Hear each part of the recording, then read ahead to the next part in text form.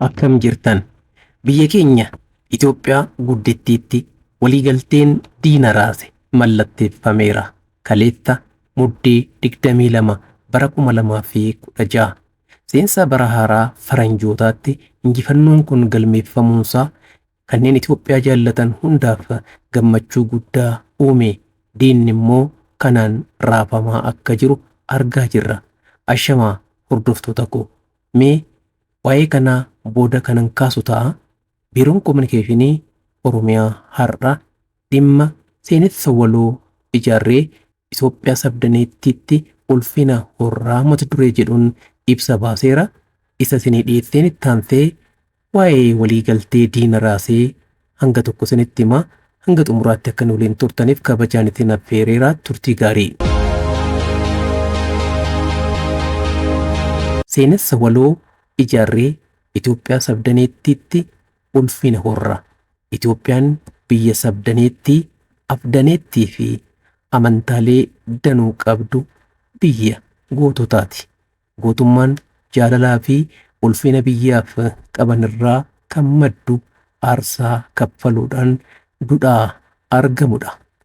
Lammiiwwan Itoophiyaa kaabaa fi kibba, bahaa fi lixa timimsuun koloneeffattoota hidhannoo ammayyaa hidhachuudhaan lafuu fi qilleensa gubbaarra abidda roobsaa dhufan waloon dura dhaabbachuudhaan daaraa taasisanii kabajaa fi ulfina biyyaa wareegamaan ol qabaniiru.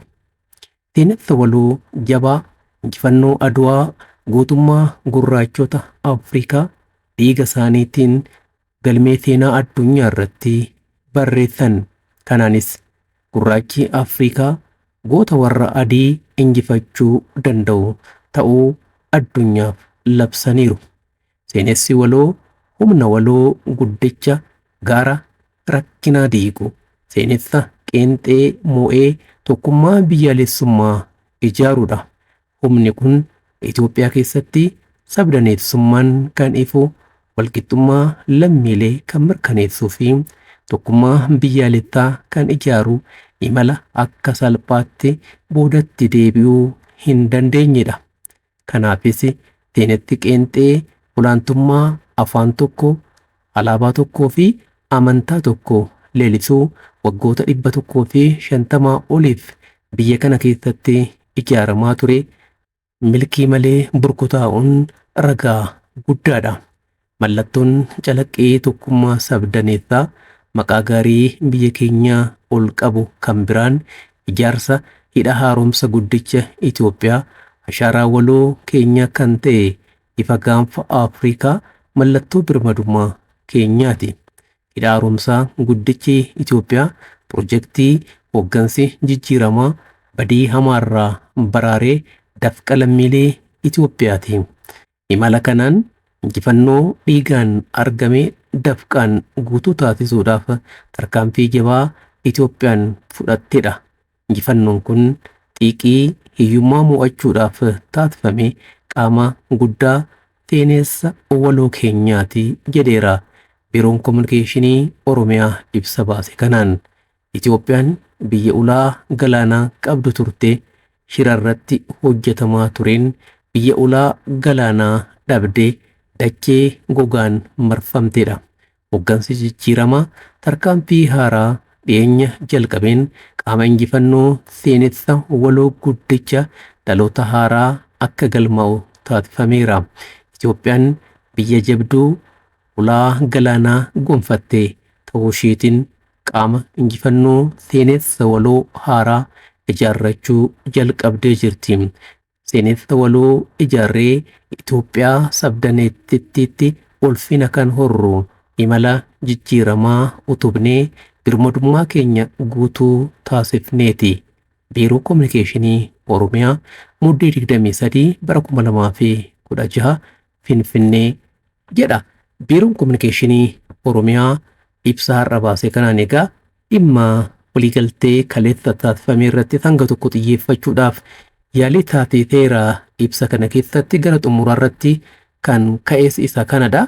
Egaa akkuma dura irratti isinii kaase waliigalteen dhimma balbala galaanaa argachuu irratti xiyyeeffate kaleessa magaalaa Finfinneetti mallatteeffameera. Egaa Itoophiyaan walii galtee kana mootummaa Somaaliilaand wajjin kan mallatteessite. Waliigalteen kun erga mallatteeffamee boodagaa wantoonni ta'aa jiran maal akka ta'an quba qabaachuu hin ooltanii. Hundumaafuu waliigalteen kun mallatteeffamuu isaatiin diinonni Itoophiyaa rifataniiru roomaa jiru. Inni kun baay'ee isaan akka naasisee jiru hubatamaatiin jira jechaadha. Kanarraa ka'uudhaan waliigalteen taasifame kun gonkumaa hojiirra ooluu hin danda'u jedhameeti kan ololamaa jiru. Ololli kun egaa jibba biyya irratti qabanirraa kan maddudha.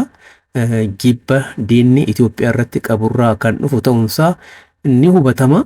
Hundumaafuu waliigaltee Itoophiyaan mootummaa Somaaliilaand wajjin taasifte kana dura humni dhaabbachuu danda'u hin jiru. Haa ta'uti qaamoleen adda addaa egaa waliigalteen kun kaleessa gara galgalaarraa erga ifoomsame booda yaada adda addaati kan kaasaa jiranii. Akkuma waliigaltee taasifame irratti eerametti egaa waliigalteen kun waggoota 50 kan turudha. Liiziidhaan jechaadha. Egaa mootummaan Somaaliilaand Itoophiyaa wajjiniin waliigaltee kana kan taasife waa malee akka hin taane beekamaadha. Mootummaan Somaaliilaandis bu'aa ofiif argachuu qabu, bu'aa diinagdee, guddina diinagdee ofii galmeessifachuu qabu ni barbaada, ni qaba waan ta'eef waliigaltee kana mallatteessee faayidaa walootii jechaadha. Itoophiyaanis fayyadamuudhaaf malee sababa biraatiin waliigaltee kana hin mallatteessitu beekamaadha. Inni kun karra galaanaa hin qabnu rakkoo karra galaanaa keessaa ba'uudhaaf egaa waliigalteen Somaaliilaand wajjin taasifame kun shoorri inni gumaachuu olaanaadha. Hundumaafuu egaa mootummaan Somaaliyaa kan Moqaadishoo jechuudha waliigaltee kana balaaleffateera. Ambaasaaddarri Somaaliyaa as Finfinnee keessa jiranis waamamaniiru gara Somaaliyaatti akka deebi'anii fi odeeffannoo har'a ba'een egaa Somaaliyaan kan Moqaadishoo waliigaltee mootummaan Itoophiyaa Somaaliilaand wajjin taasife kana balaaleffattee jirti. Gonkumaa qaama kootii Somaaliilaand sababa jedhuun inni kun kan dhufe jechaadha. Egaa Somaaliilaand Somaalee guddittii irraa fottoquudhaan of dandeessee waggoota 30 oliif jiraachaa jirti. Dhaabbilee fi mootummoonni adda addaas egaa walitti dhufeenya akka qaban ni beekama. Amma dhimma falmii ta'ee dhufaa kan jiru mootummaan Itoophiyaa biyya beekamtii idil addunyaa hin qabne Somaaliilaand wajjin waliigaltee taasifee kuni gonkumaa fudhatama hin qabu jedhameeti kan balaaleffatamaa jiru. Waan fuulduratti ta'u egaa kan walumaan agarru ta'a. Hundumaafuu haalli qabatamaan amma jiru dhimma waliigaltee wajjin wal qabatee kanadha. Itoophiyaanonni kan biyya isaanii jaallatan biyya keessas ta'e biyya alaa kan jiran waliigalteen kun mallatteeffamuu isaatiin gammadaniiru. Gammachuu isaanis kallattii adda addaatiin haala adda addaatiin ibsachaa jiru. Diinni immoo gadda keessa seeneera. Kanumaanuu qeeqa adda addaa kaasaa jira.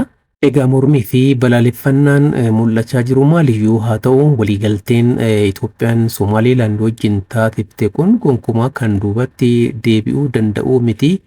Guddinni fi sosochiin diinagdee Itoophiyaa kan finiinee itti fufuu ta'a. Baga gammaddan gammachuun kun kan itti fufuu fi kan fiixa ba'uu nuuf haa ta'u. Fayyaa ta'aa waan hordoftaniif galatoomaa nagaatti.